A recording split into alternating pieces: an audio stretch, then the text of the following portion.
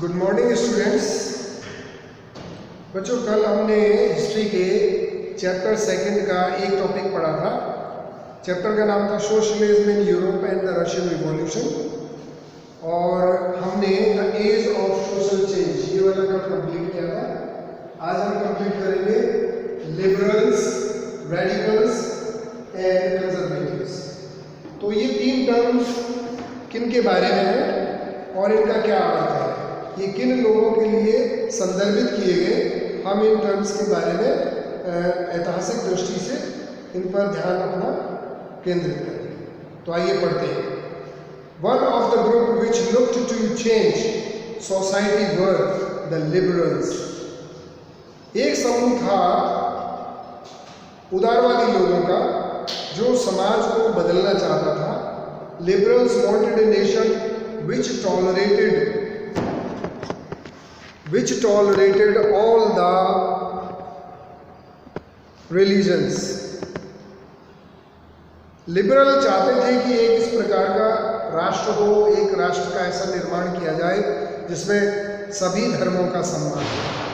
We should remember that at this time European states usually discriminated in favor of one religion or another. और हमें ये याद रखना चाहिए कि इस समय पर यूरोपियन जो देश थे वो प्राय एक धर्म के पक्ष में, समर्थन में, और दूसरे धर्म के समर्थन में या विपक्ष में समर्थन करते थे, उनमें भेदभाव करते थे। British favoured the church of England. उदाहरण के लिए इंग्लैंड जो था वो चर्च ऑफ इंग्लैंड की शिक्षाओं का करता था और उसके द्वारा जो धार्मिक संदेश या उपदेश दिए जाते थे उनका पालन करता था, उसका समर्थन था। जबकि Austria and Spain favoured the Catholic church. जबकि ऑस्ट्रिया और स्पेन जो थे वो दोनों ही कैथोलिक चर्च के द्वारा निर्देशित धर्म का पालन करते थे। Liberals also oppose the uncontrolled power of dynastic rule. Liberal जो उदारवादी लोग थे उन्होंने वंशानुगत जो शासक थे, राजा थे, उनकी असीमित शक्तियों का विरोध किया। They wanted to safeguard the rights of individual against governments. वो सरकार के विरुद्ध लोगों के व्यक्तिगत अधिकारों की सुरक्षा चाहते थे। They argued for a representative elected parliamentary government subject to laws interpreted by a well trained judiciary. वो चाहते थे कि सरकार प्रतिनिधियों के द्वारा चलाई जाए, इलेक्टेड पार्लियामेंट्री गवर्नमेंट, और संसदीय चुनी हुई सरकार होनी चाहिए, subject to laws interpreted by well trained judiciary that was independent of rulers and officials. और ऐसी उच्च प्रशिक्षित न्यायपालिका जो प्रजा से संबंधित कानूनों को अच्छी प्रकार से परिभाषित करे और वो शासकों और अधिकारियों के चंगुल से भी मुक्त रहे, उनके प्रभाव से भी मुक्त रहे। However, they were not democrats.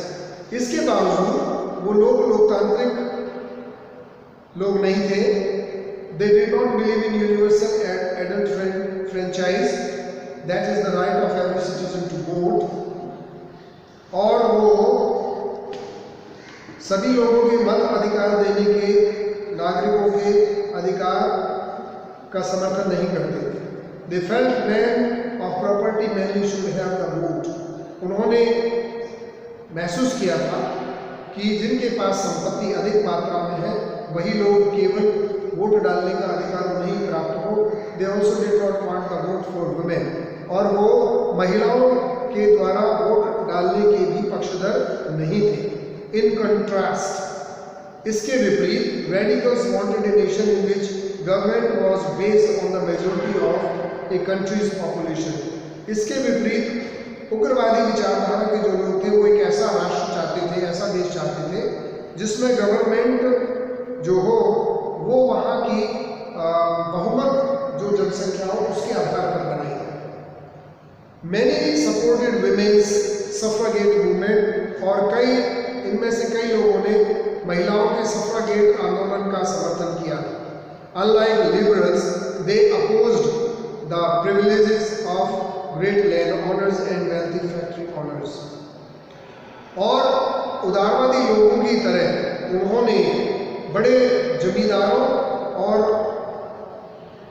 और धनी फैक्ट्री मालिकों के जो विशेष अधिकार थे उनका विरोध किया। They were not against the existence of private property, but disliked concentration of property in the hands of few. उन लोगों ने निजी संपत्ति का विरोध नहीं किया था, निजी संपत्ति के होने का विरोध नहीं किया था, उसके विरुद्ध नहीं थे, परंतु वो कुछ ही लोगों के हाथों में सारी संपत्ति का केंद्रीकरण हो, इसके विरोध में। Conservatives were opposed to radicals and liberals. जो संरक्षणवादी विचारधारा के लोग थे, उन्होंने उग्रवादी विचारधारा के लोग और उदारवादी विचारधारा के लोगों का विरोध किया। After the French Revolution, फ्रांसीसी क्रांति के बाद, however, even conservatives had opened their minds to the need for change. फ्रांसीसी क्रांति के बाद संरक्षणवादी विचारधारा के लोगों ने भी अपने मस्तिष्क को बदलाव की आवश्यकता के लिए खोल लिया था। Earlier in the 18th century, conservatives had been generally opposed to the idea of change. 18वीं शताब्दी के पूर्वार्ध में संरक्षणवादी विचारधारा के लोगों ने सामान्यतया बदलाव के विचार का विरोध किया। By the 19th century, they accepted that some change was inevitable, but believed that the past had to be respected. और 19वीं शताब्दी तक उन लोगों ने यह स्वीकार कर लिया था कि बदलाव अवश्यंभावी है, उसे रोका नहीं जा सकता, और उनका विश्वास था कि जो हमारा इतिहास है उसका हमें सम्मान करना चाहिए। And change had to be brought about through a slow process, और जो भी बदलाव लाए जाए वो बहुत ही धीमी प्रक्रिया के माध्यम से लाए जाए। सच differing ideas about societal change clashed during the social and political turmoil that followed the French Revolution. इस प्रकार के अलग अलग प्रकार के विचार जो थे समाज में बदलाव के, तो सामाजिक और राजनीतिक उथल-पुथल जिसकी वजह से फ्रांसीसी क्रांति हुई थी, ये आपस में क्लैश करते रहे, यानी कि उनमें इस बात के लेकर झगड़ा हो रहा है।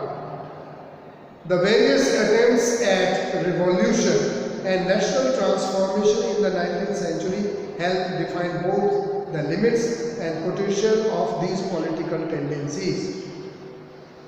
कई प्रकार के प्रयास क्रांति के समय पर राष्ट्र को निर्माण के लिए 19वीं शताब्दी में उन्होंने इनकी सीमाएं और इनकी संभावनाओं, इन राजनीतिक विचारधाराओं की सीमाएं और इनके संभावनाओं को परिभाषित करने में बहुत सहायता की। तो आज का जो चैप्टर है उसका विश्राम यहीं पर है, कल हम अगले टॉपिक को कवर करेंगे। Thank you so much, have a great day.